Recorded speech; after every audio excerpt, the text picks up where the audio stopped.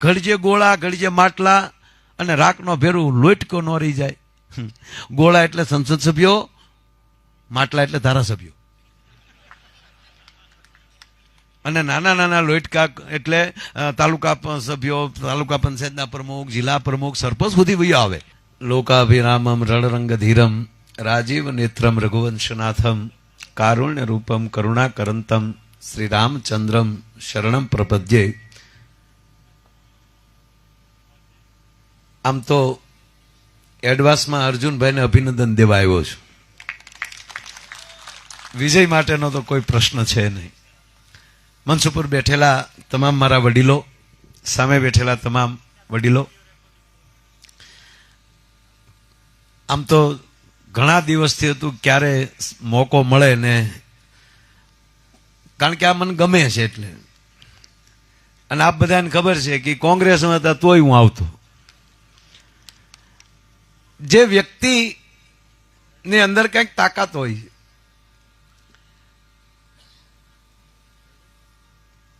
મોડું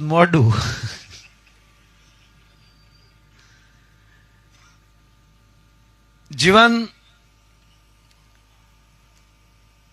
દરેક વ્યક્તિ ઈશ્વરે જે રીતે બનાવ્યું હોય એ રીતે જ બનતું હોય છે. પોતાની રીતે કંઈ થતું નથી. દાખલા તરીકે મારા કુટુંબમાં બીજું કોઈ કલાકાર નથી, તો કુદરતે મને આવી કઈક કલા આપી. આ ભાઈ કેમેરો છે તો એને કેમેરો આવડે છે, માઇક વાળાને માઇક નું આવડે છે, આને આવડા ઉડાડતા આવડે છે. આવું તો સાહેબ મોદી સાહેબે બહેનોને શીખવાડ્યું છે. અને શું કહેવાય, ડ્રોન પાયલોટ. આનાથી દવા છાંટવાની ખેતરમાં, જે પંપના ખંભે લઈ લઈને નહોતા ફરતા હોય સાહેબ, આમાં દવાનું કંઈક મોદી સાહેબ, હમણાં મેં જોયું વિડીયો. એટલે એને જે આવડતું હોય દરેક વ્યક્તિને, જે માટે ઈશ્વરે મોકલાય. મેં એક જગ્યાએ કીધું ને, મેં કીધું ભગવાને કાંઈક ને કાંઈક કામે જ મોકલ્યા હોય, કોઈ એમણામાં આવતું નથી. તો એક ભાઈ મને કે માયાભાઈ અમારા ગામમાં એક દાદા છે ને, એ હાવ એમણામ જ તે કાંઈ કરતા નથી. મેં કીધું એને ગામની અણી કાઢવા મોકલ્યા હોય, એમણામ તો કોઈ હોય જ નહીં. એ શું છે લા, કેવા કેમેરા આવ્યા જોતો કરા છે.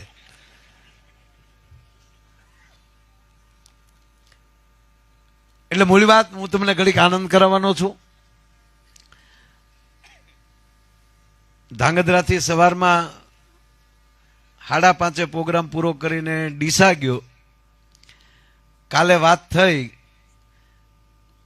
અમરીશભાઈને કહું, અમરીશભાઈ ગમે એમ કરીને કંઈક આવવું તો જોઈએ. મેં કીધું નહીં ત્યારે આ કાલે હાથ વહી જાય, એટલે જીતી તો જવાના છે 100%.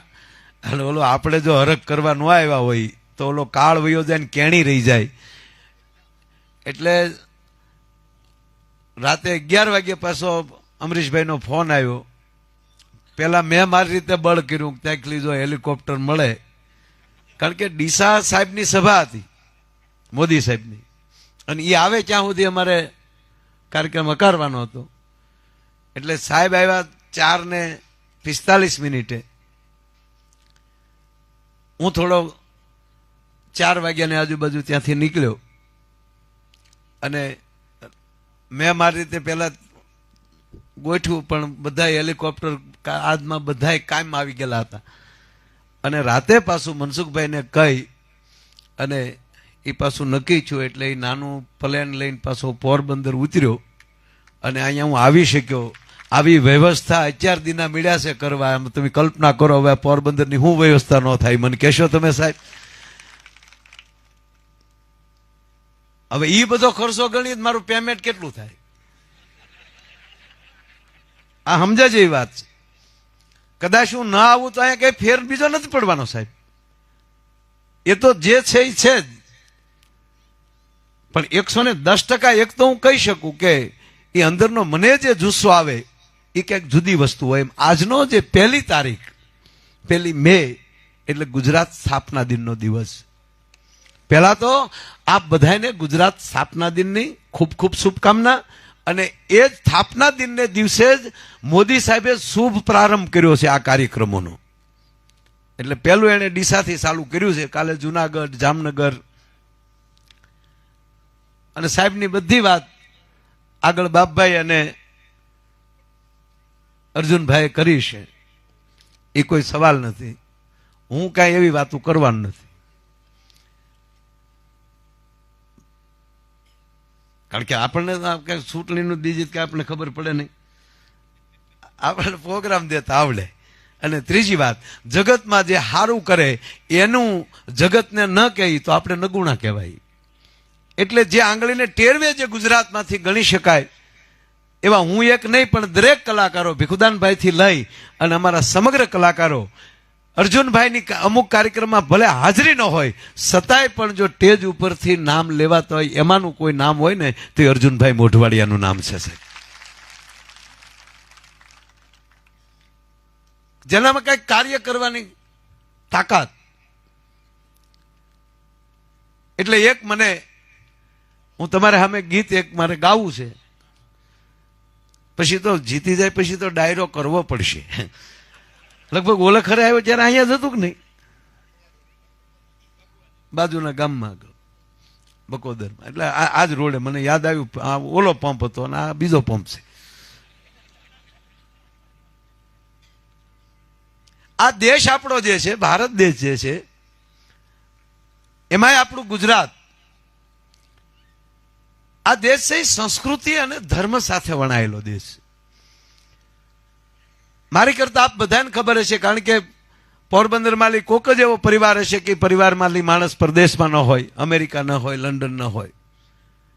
અને એમાંય આ મેયર ડાયરાએ તો લંડનની અંદર તે સાહેબ પોરબંદર બનાવ્યું છે. હો સાહેબ, કેવો સમાજની વાળી ત્યાં પ્રોગ્રામમાં જાય તો એ જોઈ તો આપણે આખું વિશે ઘડીક ઉભી આખું ખોલીને જો બધાને જોઈ તો આપણે લાગે નહીં પોરબંદરમાં છે કે લંડન છીએ. ત્રણ તો ત્યાં કોર્પોરેટર થયા. ભલે એમ લાગે ભૂરી આપણે આયા મોકલવાલા કે જાઓ તમે વાણ આંકવા જાઓ ત્યાં, તો તરત કે છે પોરબંદર, દ્વારકા, રિક્ષા વાંકવાના જોજો એવડે ભૂરી આવે. કારણ કે મોદી સાહેબે જાય દ્વારકા એવું થશે, ભગવાન કૃષ્ણનું ટેચ્યુ અને અહીંયા મહાત્મા ગાંધીજીનું, એટલે એટલામાં ઈવડે ભૂરિયા આવવાના, 5 રૂપિયા પોરબંદર, એ રિક્ષા વકાવાના. એટલે આપ બધા મારી કરતા વધારે જાણો છો કે મૂળ ત્યાંના અંગ્રેજો જે છે, પછી અમેરિકાના હોય તોય ભલે ને આપણા બ્રિટનના હોય તોય ભલે, એમાં આપણી સંસ્કૃતિમાં ફરક બહુ છે. આપણો જ એક દેશ એવો છે ને એમાં આપણું ગુજરાત એક એવું છે કે એમાં આપણે પારિવારિક છે. જો ન્યા પરિવાર જેવું નથી. હું આ બધા આપણા વડીલો બોલાવે ને તું ઈ બાને જાઉં ત્યાં, અને મને અંગ્રેજી બહુ આવડે પણ હું બોલું નહીં. હું આખો પ્રોગ્રામ અંગ્રેજીમાં કરી શકું પણ હું ન કરું. હું કામ? તમને ન સમજાય મારું હું કામ કરવું જોઈએ? કાંઈ મારું અંગ્રેજી અમેરિકામાં નથી સમજતા ઓલા. એટલે આપણો જે દેશ છે એ પારિવારિક દેશ છે. એકાબીજીના મોટા બાપા જમવા બેસતા એમ કે જે કાકા નથી આવ્યા, ભાઈ નથી આવ્યા, પછી જમવા બેસી. આવું પરદેશમાં મને નથી લાગતું કે એ લોકો પાસે કાકા કે જો તો એના સ્પેલિંગ હોય કે નહીં. જો એ ત્યાં કાકા, દાદા, મામી, મામા હોય તો એના શબ્દકોશ તો હોય ને. એ લોકો કાકાને શું કહે અંગ્રેજીમાં? અંકલ. મામાને, માસાને. હવે કોકે કીધું કે મારા અંકલ આવ્યા તો આપણે કોની ઘરે મોકલવા? આપણે સમજવું હું એનો અર્થ એ થયો કે ત્યાં હાઠુભાઈ નું નથી ને, ત્યાં હાઠુભાઈ નું અંગ્રેજી સહેજાય ભાઈ, પાટલા હાહુ નથી. હવે અમુક ઈ સંસ્કારમાં ઉછરીને મોટા થયા હોય અને પછી પાછા અહીંયા આપણને ભાષણ કરવા આવે તો ગોટાળો થાય કે ન થાય? આપણા ત્યાં જાય સાહેબ તો એ જ્ઞાની સંસ્કૃતિને ફેરવી શકે, પણ જ્ઞાનો માણસ આપણી સંસ્કૃતિને કોઈ દી ન ફેરવી શકે. આ સંસ્કૃતિની પરંપરા કંઈક જુદી છે. એટલે કવિ દાદ બાપુએ લખ્યું કે અહીં શબ્દ એક શોધો તો સહિતા નીકળે અને અહીં કુવો ખોદો તો સરિતા નીકળે. સાહેબ અલગ જ તાસીર છે આ દેશની કે જ્યાં મહાભારત વાવો તો ગીતા નીકળે. હજી આમાંથી કોઈ બની જાય જનક અને હાકે આ ધરતીમાં હળ, તો હજી આ ધરતીમાંથી સીતા નીકળે અને ધબકે છે હજુ લક્ષ્મણની રેખા કે રાવણ જેવા હજી બીતા બીતા નીકળે. લક્ષ્મણની રેખા કઈ? મોદી સાહેબ જેવો ચોકીદાર, જેની અંદર જેના પરિવારને હું વ્યવસ્થિત ઓળખું છું. તો જે માણસે પોતાનું મકાન ન બનાવ્યું હોય અને એમ કહેતા હોય કે આ બધો મારો પરિવાર છે, મને તો ચોખ્ખું કે બસ આ બધો મારો જ પરિવાર છે, મારે કોના માટે કંઈ કરવાનું? આ નરું સત્ય છે. વડનગર હું 2-5 દી રોકાવ છું, તો એણે ત્યાં કઈ ઘર બનાવ્યું હોય કે મકાન બનાવ્યું હોય, ક્યાંય રોકાણ કર્યું હોય એવું મારા ધ્યાનમાં નથી. તો એવી વ્યક્તિ સાથે જયારે અર્જુનભાઈ જોડાણા છે, એક તો અર્જુન જેવી એનામાં તાકાત અને મોદી સાહેબ જેવું માર્ગદર્શન મળે. હવે પોરબંદરની કાયા પલટમાં સાહેબ કાંઈ બાકી ન રહે, આ તમને ભરોસાથી કહું, એમાં કોઈ શંકાને સ્થાન નથી. બાકી મારો વિષય, મારો પ્રોગ્રામ મેં તો આ જ કીધું કે આ ધબકે છે લક્ષ્મણની રેખા, એમાંથી મને યાદ આવ્યું. આપણે વ્યવહાર કરવું હોય ને સાહેબ, તોય હારા વાળ લઈને જવું પડે, ફુગાન પટિયા પાડીને, અને સામે ગયા હોય એ વળી બ્યુટી પાર્લરમાં જઈને રૂપાળા થઈને બેઠા હોય, એટલે નક્કી નથી થતું કે આપણે શું કામ ગયા હતા. બરાબર, હવે તો જોઈને સગવડ થાય ને. વડીલોને પૂછો, એવું પહેલા જ નહોતું જ કાંઈ? પહેલા ક્યાં હતું આવું? વડીલો સંબંધ કરતા ફાઇનલ જોવા કોણ જાતું, એ તો પરણીને આવીને ઘેર આવીને ઘૂંઘટ ખોલ્યા ત્યારે ખબર પડી કે આ આપણા ભાઈ ગુલો રાણી બાદશાહ જે હોય. અને ધન્યવાદ આપો સાહેબ, આ વડીલો આપણા બંધમાં હાલી ગયા હમણાં. અને જવાડો જો તો કોઈક આને કેવા પૂન કર્યા છે આ ટાઈમે જીનમાં. આપણે ભણતા ત્યારે સિલેટની અંદર 4 એકડામાં વરહ કાઢી નાખતા. સિલેટ હોય એમાં એક આડો લીટો, એક ઊભો લીટો, ને એકડો બગડો તગડો ને ચોગડો, અને સાહેબ આપણને ઘૂંટાવ્યા જ કરે કરી. બરોબર, એને બદલે અત્યારનું બાળક લેપટોપ ઉપર આવી ગયું, સંબંધ કરે તો જોઈ. આ જોવાનું શરૂ થયું ત્યાંથી બ્યુટી પાર્લર આવ્યું. પેલા બ્યુટી પાર્લર હતા જ નહીં. બ્યુટી પાર્લર ની ક્યાં કરો, હાબુ નહોતા ને, ખારામાં આપણે કપડા ગહીને ધોતા હતા. તો હવે એટલું બધું ધીરે ધીરે ને હવે તો આ મને એમ લાગે અત્યારે જે આ નવો જે હાવ બાળકો જે ઘોડિયામ છે એ મોટા થાય ને તો ઓનલાઈન લગ્ન કરવાના. તમે અમને જોયા, તમે અમને જોયા, તમે તમારા પપ્પાને પૂછી, અમે અમારા પપ્પાને પૂછી લઈએ. એટલે રૂબરૂ મળજો ને કે 30 વર્ષનો જૂનો ફોટો આવ્યો છે તો ગોબો ઉપડી જાય યાર.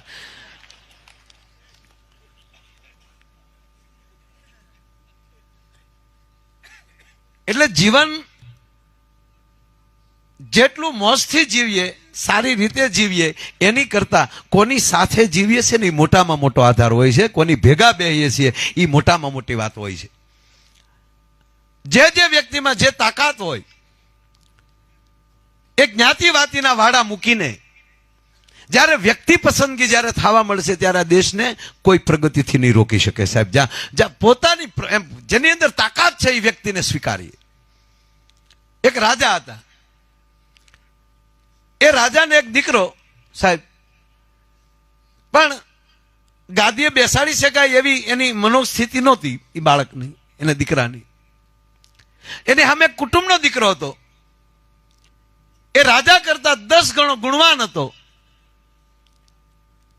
પણ રાજાને એમ થતું હતું કે ભાઈ આ જે ભલે ગુણવાન નથી પણ મારો દીકરો છે, આને મૂકીને મારે બીજાને ગાદીએ બેસાડવો કેમ? રાજાને વિડંબણા થઈ અંદર. પછી રાજાને પોતાને ખબર કે મારા ગયા પછી રાજ સંભાળી નહીં શકે, એ રાજનું રક્ષણ નહીં, પોતાનું પણ રક્ષણ નહીં કરી શકે. પણ અંદરનો મોહ તૂટતો નથી. અને ત્યારે એ રાજા એના ગુરુ પાસે જાય છે, એના ગુરુને વાત કરે કે ગુરુદેવ, એક આવી વિડંબણામાં પડ્યો છું, આપ જાણો છો મારે એક જ દીકરો છે, પણ એને હું ગાદી સોંપી શકું એવી આપ પણ જાણો છો એની પરિસ્થિતિ, કે એ મારો ઉત્તરાધિક તરીકે હું એને ગાદી સોંપી શકું એવું મને લાગતું નથી. એ રક્ષણ નહીં કરી શકે, એનામાં તાકાત નથી, એમાં આવડત નથી. કુટુંબનો છોકરો છે, તોડી નાખે એવો છે, પણ એ મારો નથી. મારા પરિવારનો છે, તો અમારી આખી પાખી ફરી જાય, મારું શું? ત્યારે સંતે બહુ સારો દાખલો આપ્યો કે મહારાજ, તમારી અંદર કોઈ બીમારીની ગાંઠ હોય તો એ ગાંઠ તમારી કે કોકની? કે મારી. તમારી અંદર જે ગાંઠ જે છે બીમારીની એ તમારી જ છે ને? કે હા. તો તમારે એને કાઢવી પડે છે કે નહીં? તમારું હોવા છતાં ખરાબ છે એટલે કાઢી નાખવું પડે કે નહીં? કે હા. વૈદ જે દવા આપે છે એ તમારી કે કોકની? કે કોકની, બહારની. એને તમારે અંદર લેવી પડે કે નહીં? કે હા. બસ માણસમાં એટલું જ આવી જાય કે જેની અંદર તાકાત હોય અને જેની અંદર તમામ કરી છૂટવાની તાકાત હોય એને જ્યારે જવાબદારીઓ દેવા મળીએ ને પછી કહેવાય ગયો એનો કોઈ દી વિકાસમાં તકલીફ પડતી જ નથી. પણ જ્યાં પોતાનો સ્વાર્થ જ્યારે આવી જાય છે ત્યારે મોટામાં મોટી તકલીફ થાય છે. અમે કાયમ માટે આ પ્રોગ્રામ, હમણાં જ અહીંયા પ્રોગ્રામમાં પણ હું આવ્યો, લગભગ કોઈ દી ચૂંટણીમાં ક્યાંક ગયો 3 જણા સિવાય, ભલે ત્યાં ભલે પણ ગયો પણ અમે ત્યાં ડાયરો જ કરતા આવે ત્યાં સુધી અમે પ્રોગ્રામ ચલાવતા. ઉભા મનમાં ફાવે જ નહીં કાંઈ. અમે બે તમે મને હાર્મોનિયમ ને તબલા આપી દો, સવારના 4 વાગ્યા મારા બાપ નામ કોઈને ખવા દઉં, અંદરથી કોઠા જ ફૂટે ડોહા. કારણ કે એ મારો વિષય છે. હવે એમાંથી મને કોક એમ કે તને ટિકિટ આપીને તું ધારાસભ્ય ન કરાય, મારે એ ધંધો જ ન કરાય. મને ખબર નથી વિધાનસભાના વ્યની અને હાચે કરીને મારે 5 વર્ષ બગાડવા શું કામ જોવે? એમ જેને જે ફાવતું હોય એ કયો, એ ધંધો કરો. બધાયમાં ઉંબાડિયા આપણે ભરાવી ન શકાય. આપણે હાલો કોઈ પ્લેન આપી દીધું કે હેલિકોપ્ટર આપી દીધું કે હાલો ઉડાડો, તો ઉડાડી નાખવાનું. ગોબો પડી જાય આપણો ને આપણો તે. સાયકલ શીખતા પડીએ ને તો ખાલી ગોઠણ જ સોલાય, મોટરસાયકલ શીખતા પડીએ તો કોણી જ સોલાય, 4 વ્હીલ શીખતા કોકને ભટકાય તો વધીને કપાળ. પણ હેલિકોપ્ટરમાં પડીએ ને તો કાંઈ ભૂકો કાંઈ મળે નહીં. સાહેબ, જેટલી મોટાઈ કરવા જાય ને એટલા નીચે પડવાની તૈયારી રાખવી પડે. એમાં આપણને ખબર હોવી જોઈએ, એમાં આપણને સમજણ હોવી જોઈએ. એનો એક બીજો દાખલો, પછી મારે 2 જોક્સ કહેવા. દાંત તો કઢાવવા જ પડે સાહેબ, આપણો મેન પેટર્ન તો એકચ્યુઅલી ઈ જ ને. પણ ખરેખર અર્જુનભાઈ મને હરખ બહુ છે. આજે તમારા ડોકમાં આમ ખેસ જોયો ને, આમ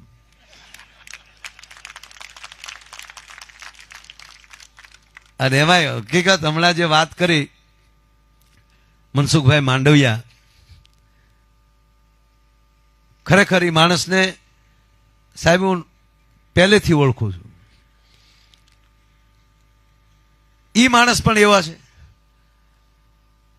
ગાંધી બાપુ જન્મા પોરબંદરમાં, પણ તમામ વિચારો ગાંધી બાપુના ધરાવનાર માણસ હોય ને તો ઈ મનસુખભાઈ માંડવિયા છે. એટલે કુદરતી પછી એમ કહેવાય કે એને પોરબંદર આવ્યું છે. નકરી પાલીતાણા નક્કી જ હતું ભાવનગર લડવાનું. એમાં રમેશભાઈ ધડુક કે એમાં લડવી નથી. અને એમાંથી આના વિચારો, હકીકત કહું સાહેબ, એને મેં જોયું છે. એની ઓફિસે બેઠા સાહેબ અમે, તો એ ક્યારેક કોક આવીને કોઈ નાનો માણસ હોય રોવે એમ કે સાહેબ ખરેખર આમ છે ને મારે દવાખાનું, ઈ રોતો હોય તો હારવાર આ રોવા મળે મારા આમ. હવે જે બીજાનું આહુડું ન જોઈ શકતો હોય એ માણસ કોઈ દી કોઈનું ખરાબ કરી શકે ખરો સાહેબ? ઈ માણસ તમને અહીં મળ્યા છે. અને પાછા હાવ તૈયાર, 2 વાર તો મંત્રી થઈ ગયેલા, ધારાસભ્ય, હાવ કઈ અજાણ્યું કોઈ છે નહીં, ફાવેડ તો આવી ગયેલી છે. હે 2 સદી ફટકારીને આવ્યા હોય અને આપણા ગ્રાઉન્ડમાં રમવા આપો તો ભલે બેટની ઓલો ધોકો હોય તો રમી તો લઈ જ. એમ તમને જ્યાં મળ્યા છે ને સાહેબ સાંસદ, એ એમાં કાંઈ એમાં જો એનો વિશ્વાસ, તમને વિશ્વાસ સાથે કહું કે માણસમાં હોટ જ હોનું છે. હા, પોરબંદર ને આ ધરતીને લાયક એ માણસ, જેને અમુક વય તરત કહેતા હોય ને કે બહારથી લાવ્યા છે, તમે ક્યાં એને દિલ્હી તો રહેવાનું છે, દિલ્હીથી જ અહીંયા આવવાનું છે, કાંઈ વાયા પાલીતાણાથી તેને આવવાનું નથી. હવે જાણે કેમ અહીંયા પાર્લામેન્ટ હોય એમ ઘણા એમ કે બહારથી આવ્યા છે તો અહીંયા પાર્લામેન્ટ છે.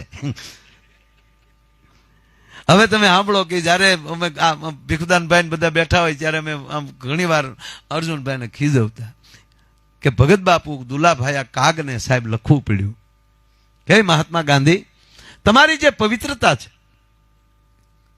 તમારો જે ભાવ છે, પણ આ જે આખો જે ચાકડો છે એ જૂનો છે, પુરાતન છે, આપણો આદિકાળથી ચાલ્યો આવે છે. આની તારીખ નક્કી ન કરી શકો, આના વર્ષ ન નક્કી કરી શકો. આ આદિ અનાદિથી ચાલતું આ ભારત વર્ષ, આ ભારતની સંસ્કૃતિ, અને એ ભારત દેશમાં જ્યારે તમે આઝાદી લાવ્યા છો ત્યારે એને એક બહુ સરસ ગીત લખ્યું કે એવો ધીમો રે ફેરવજે ગાંધી ચાકડો. આ જૂનો છે, ધીમો ફેરવજે. એવા ઘડજે રે ગોળા ને ઘડજે માટલા, ઓલો રાખનો ભેરું લોટક્યો નો રહી જાય રે મારા દેશના ડાયા. તું તો ધીમો રે ફેરવજે ગાંધી ચાકડો. આમાં હુજી કઈ ઘડજે ગોળા, ઘડજે માટલા, અને રાખનો ભેરું લોટકો ન રહી જાય. ગોળા એટલે સંસદ સભ્યો, માટલા એટલે ધારાસભ્યો, અને નાના નાના લોટકા એટલે તાલુકા સભ્યો, તાલુકા પંચાયતના પ્રમુખ, જિલ્લા પ્રમુખ, સરપંચ સુધી વયો આવે.